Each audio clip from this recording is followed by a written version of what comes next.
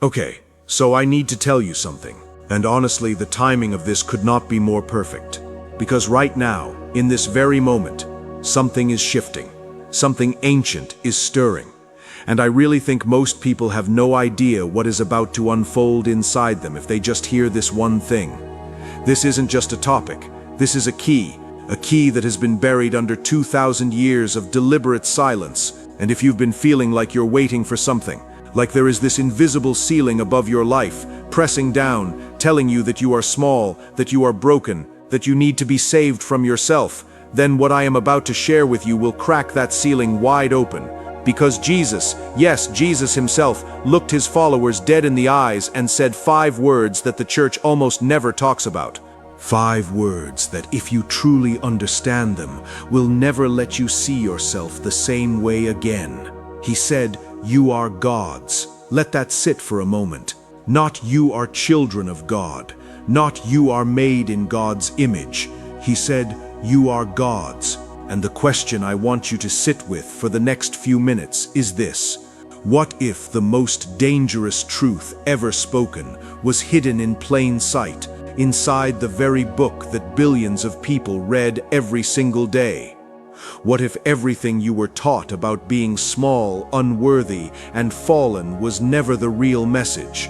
What if the original teaching of Jesus was not about sin and punishment at all, but about awakening? Stay with me. Because where we are going today is deep, and it may not be comfortable, but it is true.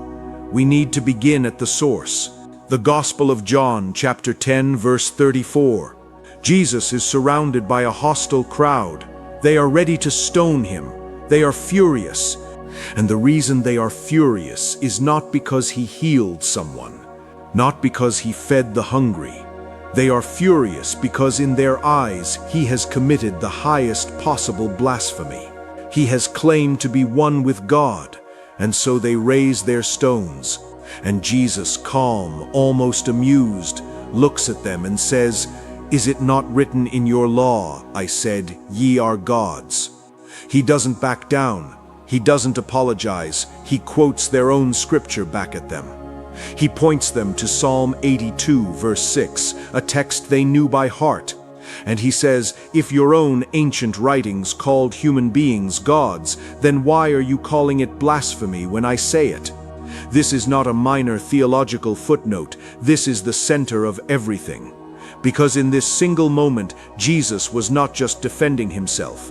He was cracking open a door that had been sealed for centuries. A door that pointed to the most radical spiritual claim imaginable. That divinity is not somewhere out there. It is in here. Before we go deeper, if this kind of knowledge speaks to you, if you've been searching for the hidden threads beneath the surface of religion and history, then this channel was built for you. Hit subscribe to the Gnostic Archive right now, because every episode here is another key. And the next one is going to go even deeper than this. Now, back to the mystery. Go back with me. Not to Jesus. Go further back, to ancient Israel. To a text that scholars believe was written somewhere around the 9th or 10th century before the Common Era. Psalm 82. In this psalm, God himself stands in what the text calls the divine assembly, a council of divine beings, and he addresses them. He rebukes them. He says, "You are gods, and all of you are children of the Most High, but you shall die like men." Now pause here, because this is profound and strange, and almost no one talks about it. The Hebrew word used here for gods is Elohim, and Elohim is not a simple word. In the very first sentence of the entire Bible, in the beginning, God created the heavens and the earth. The word used for God is Elohim. It is plural. It has always been plural. And here in Psalm 82, this same word, Elohim, is applied not to a single divine being, but to a council, to a gathering. And within that gathering, to human beings. This is not a translation error. This is not metaphor. This is the ancient Hebrew world telling you something extraordinary, that the boundary between the human and the divine was never as fixed as we were told. Now, let me ask you something personal. Have you ever had a moment where you felt something more than yourself? A moment of clarity so sharp it felt like a window had opened inside your mind. A moment of love so overwhelming that for a brief instant the walls between you and everything else dissolved. That feeling has a name in the ancient world. The Gnostics called it Gnosis, and they believed it was not an accident. They believed it was a memory of what you actually are. Now we need to talk about a group of people who understood this teaching more deeply than almost anyone else in history, and who were systematically destroyed for it. The Gnostics. The word gnosis in Greek means knowledge, but not knowledge like information, not knowledge like facts in a book. Gnosis means direct, experiential, inner knowing, the kind of knowing that cannot be handed to you by a priest or a pope, the kind of knowing you can only arrive at yourself from within. In the 1st and 2nd centuries of the Common Era, there were dozens of early Christian communities spread across Egypt, Syria, Asia Minor, and Rome, and many of these communities held a very different understanding of Jesus than the one that eventually became the official church. They believed that Jesus was not primarily a sacrificial offering to an angry God. They believed Jesus was a teacher, a revealer, a guide who came to show human beings the way back to something they had forgotten. They believed that inside every human being, buried beneath fear and conditioning and the noise of the world, there was a divine spark. They called it the pneuma, the breath, the inner light, and they believed that the entire mission of Jesus was to wake that spark up. Now here is where it gets dangerous, because if the divine spark is already inside every human being, then you don't need an institution to access God. You don't need a priest as a middleman. You don't need to buy your way into heaven. You don't need to be afraid, and powerful institutions do not thrive when people are not afraid. So what happened to the Gnostics? They were hunted, their texts were burned, their leaders were branded as heretics, their communities were dismantled, and for nearly 2,000 years their voices were almost entirely silenced. Almost. December 1945, Upper Egypt, a region called Nag Hammadi. A farmer named Muhammad Ali al-Samman is digging near the base of a cliff. His mattock strikes something hard. He unearths a large sealed earthenware jar. For a moment he hesitates. There is a local superstition that such jars contain jinn, spirits that could bring harm. But then he thinks, or they could contain gold. He smashes the jar, and inside, not gold, not spirits, but leather-bound books, ancient codices, papyrus texts wrapped in leather, buried in the dry Egyptian desert for over 1,600 years. He doesn't know what they are. He takes them home. His mother burns some of them as fuel. Eventually, the remaining texts make their way to scholars, and when they are finally translated, the world of biblical scholarship is shaken to its core, because these are the Gnostic Gospels, the Gospel of Thomas, the Gospel of Philip, the Apocryphon of John, the Gospel of Truth, texts that the early church had tried to erase completely. Texts that preserved a version of Jesus' teachings that looked almost nothing like what most people had ever heard. If you want to keep going deeper, and I promise you we are just getting started, please like this video right now and subscribe to the Gnostic Archive. Every week we pull back the curtain on the hidden history that was buried, burned, and silenced. And there is so much more coming. Now let me show you what these texts actually say. Open the Gospel of Thomas. This text begins with these words. These are the secret words which the living Jesus spoke, and which Didymus Judas Thomas wrote down. Notice that word, secret, not because they were shameful, not because they were dangerous to others, but because they were reserved for those who were ready to hear them. The Gnostics understood that spiritual knowledge is not one size fits all. There are outer teachings, parables, moral instructions for those who are just beginning. And there are inner teachings, direct, unfiltered, sometimes shocking, for those who have prepared themselves to receive them. And the inner teachings of Jesus, as preserved in Thomas, are extraordinary. Saying 3 reads like this: "If those who lead you say to you, 'See, the kingdom is in the sky,' then the birds of the sky will precede you. If they say to you, 'It is in the sea,' then the fish will precede you. Rather, the kingdom is inside of you, and it is outside of you." Read that again. The kingdom of God is inside of you, not after death, not in a far-off heaven that you have to earn your way into, not locked behind rituals and rules. Inside you, right now, in this body, in this breath, in this moment of awareness you are having right now, watching this video, feeling something stir in your chest that you cannot quite name. That stirring, that is what they were talking about. Now let me explain the Gnostic understanding of the universe, because it is unlike anything most people have been taught, and it is beautiful in a way that will make you ache. The Gnostics believed that in the very beginning, before time, before matter, before any universe existed, there was only the Pleroma. The word means fullness. It was the totality of divine light, pure, undivided, infinite consciousness. And from this fullness, a series of divine emanations flowed outward. They called these emanations aeons, aspects of the divine nature: wisdom, truth, life, word, each one a facet of the original light. Now, and here is where the tragedy begins, one of these aeons, called Sophia, which means wisdom, acted alone. She reached out, she created something without her divine counterpart, and what she brought into being was imperfect. This imperfect being, the Demiurge, became the creator of the physical world.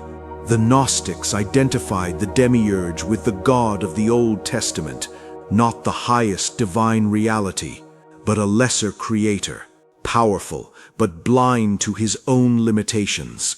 And this Demiurge fashioned the physical universe, a world of matter, time, suffering, and forgetfulness. He shaped human bodies out of clay, but he did not have access to the divine spark that came from elsewhere, from the Pleroma itself. A fragment of the original divine light was breathed into the human being without the Demiurge's knowledge, and that spark became the innermost essence of every human soul. This is why Jesus said, "You are gods," not metaphorically. Literally, at your deepest level there is something inside you that is not of this world, something that does not belong to the Demiurge's domain, something that was never fallen, something that has always been divine. And the work of spiritual awakening, the work the Gnostics devoted their entire lives to, was the work of remembering that spark, of clearing away the noise, of dissolving the false identity that the world had placed over the true self, of waking up to what you actually are. Think of it this way. Imagine you are a person who was born inside a very elaborate dream. In this dream, you have a name, you have a history, you have fears and ambitions and wounds. And for years, maybe your whole life, you have lived inside this dream believing it is the only reality there is. The Gnostics believed that the material world is exactly like that dream. Not evil in the sense of malicious, but limited. A kind of cosmic forgetting. The Demiurge did not create the world to torture human beings. He created it because that is all he knew how to do. He had no access to the original light. He had never seen the Pleroma. He thought he was the highest thing there was. He was wrong, and the divine spark buried inside each human being, that was the proof he was wrong. That was the secret he did not want found. And that is why in Gnostic mythology, the Archons, the servants of the Demiurge, work constantly to keep human beings distracted, numbed, and asleep, to keep you identifying with your name, your status, your fear, your guilt, to keep you looking outward for a God who can only be found inward. Sound familiar? Now we return to Jesus, but with new eyes. When the Gnostics looked at the life and teachings of Jesus, they saw something very different from what the institutional church later proclaimed. They did not see a human sacrifice designed to appease an angry God. They saw a revealer, a being who had entered this world of forgetting, this dream, and who moved through it with a kind of luminous freedom that disturbed everyone around him. He spoke to prostitutes and tax collectors, not because he was lowering himself, but because he recognized the divine spark in them that religious institutions had told them they didn't have. He healed the sick, not primarily as miracles to prove his power, but as demonstrations of what becomes possible when the inner light is awakened. He said, "The things I do, you will do also, and greater things, greater things." He wasn't describing himself as the exception. He was describing himself as the example. He was saying, this is what a human being looks like when they remember what they are. This is what is possible for you, for all of you. Go back to the Sermon on the Mount. Strip away centuries of theological interpretation. Read it as a Gnostic document. Blessed are the pure in heart, for they shall see God. Not in heaven after death, shall see. Present tense. The pure in heart, those who have cleared away the layers of false identity, the ego's noise, the world's conditioning, they shall see God. Where? Within. The kingdom of God is within you. Jesus says in Luke 17:21, not among you, within you. The word in Greek is entos, inside, interior, and the Gnostic teachers pointed to this word like it was a lamp in a dark room. They said, do you understand what this means? The thing you are seeking, the peace, the wholeness, the union with the divine is not somewhere else. It is not something you earn through suffering. It is not something an institution can give you or take from you. It is already inside you. It always has been. The only task is to remember we are at the heart of this now. And if this teaching is resonating with something deep in you, something that feels like recognition rather than new information, then you are exactly who this channel was made for. Subscribe to the Gnostic Archive right now. Like this video if it's opening something in you, and stay with me, because the next part of this journey, what the Gnostics said about the final awakening, is the most powerful part of all. The Gnostic tradition did not exist in isolation. It was part of a vast, ancient river of esoteric knowledge that flowed through many traditions. The Hermetic philosophy of Egypt, the mystery schools of Greece, the Kabbalistic teachings of the Jewish mystics, the Neoplatonic philosophy of Alexandria, all of them, in their deepest teachings, arrived at the same essential truth, that the human being is a microcosm of the divine. The Hermetic tradition expressed it simply, as above, so below, as within, so without. The structure of the cosmos is mirrored inside you. The divine intelligence that holds galaxies in motion also holds your heartbeat. The same light that was present at the beginning of all things is present inside your awareness right now. You are not a small creature struggling to find God in a vast, indifferent universe. You are the universe becoming aware of itself. You are the point at which the divine is looking at itself through human eyes. This is what Jesus meant. This is what the psalmist knew when he wrote Psalm 82. This is what the Gnostic teachers were burned for teaching. And this is what is being remembered right now, in this moment, by seekers around the world who can no longer accept the story that they are fundamentally broken. Now I want to speak to you directly, because this is not just ancient history. The Archons, the forces that keep human beings asleep, they have not disappeared. They have simply changed shape. In the ancient world, they appeared as rigid religious hierarchies that told you God was distant and you were unworthy.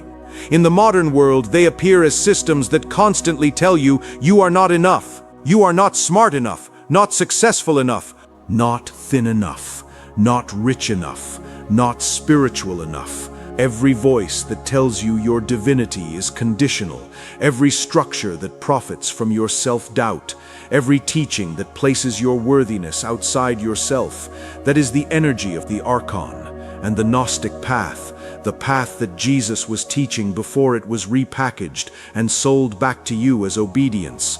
The Gnostic path is the path of refusal.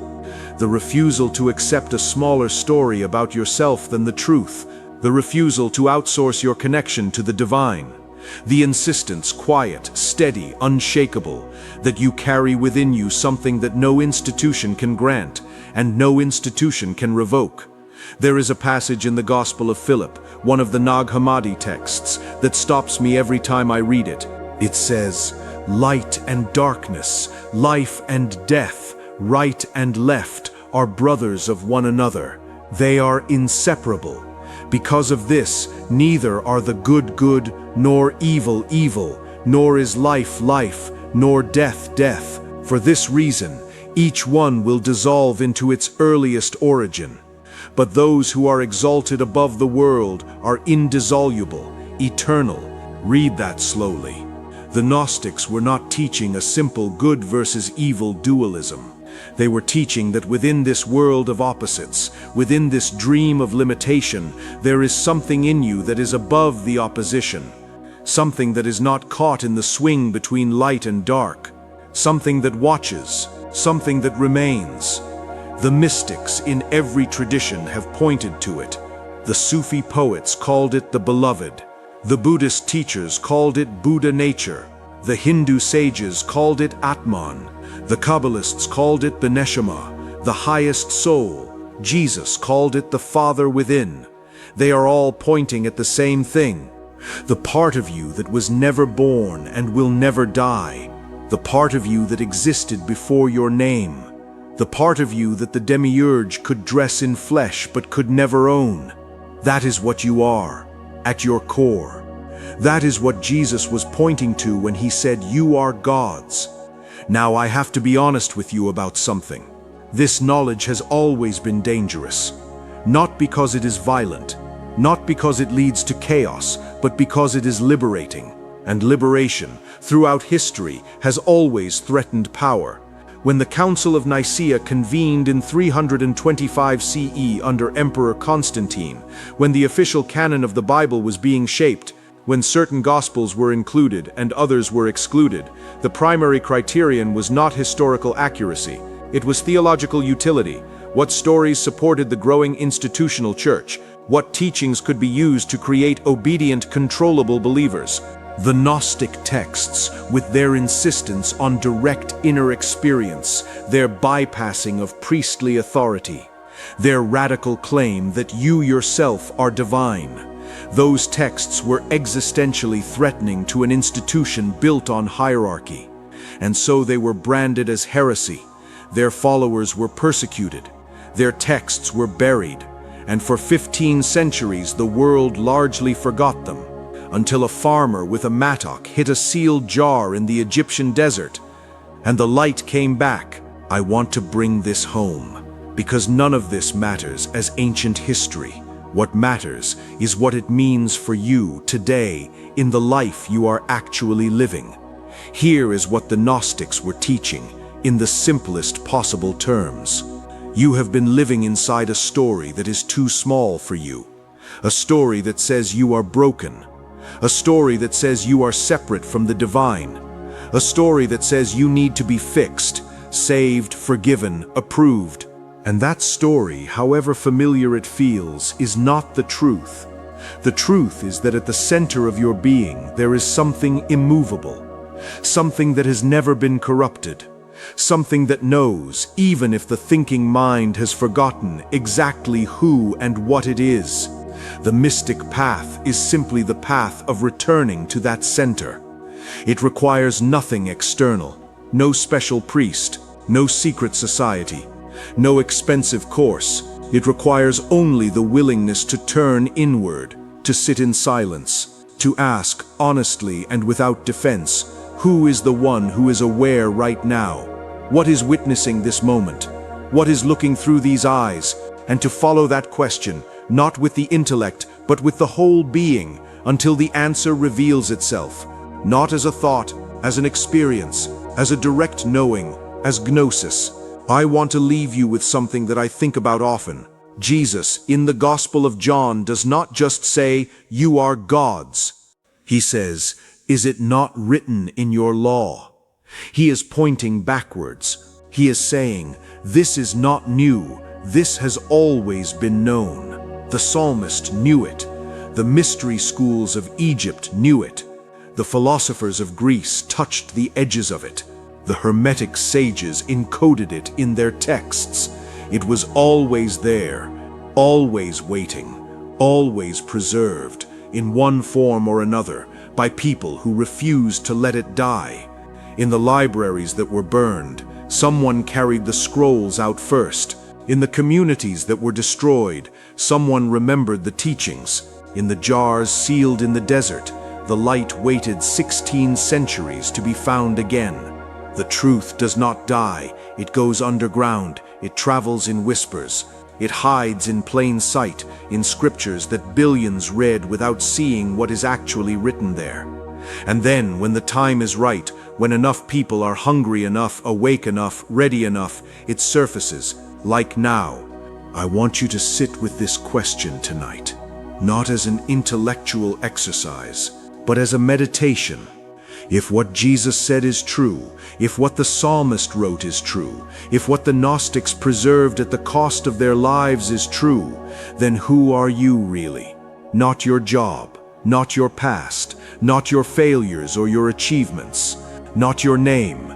Beneath all of that, beneath the noise and the conditioning and the story you were handed before you were old enough to question it, who is there? What is there? I believe the answer, when you find it, will be the most important thing you ever discover. Not because someone told you, but because you knew it. Because somewhere beneath everything you were told to be, you always knew it. And that knowing, that quiet, unshakable, inextinguishable knowing, is exactly what Jesus meant. You are gods. You always were. Come back and remember that with us next time. The Gnostic Archive. Subscribe. The next door is already open.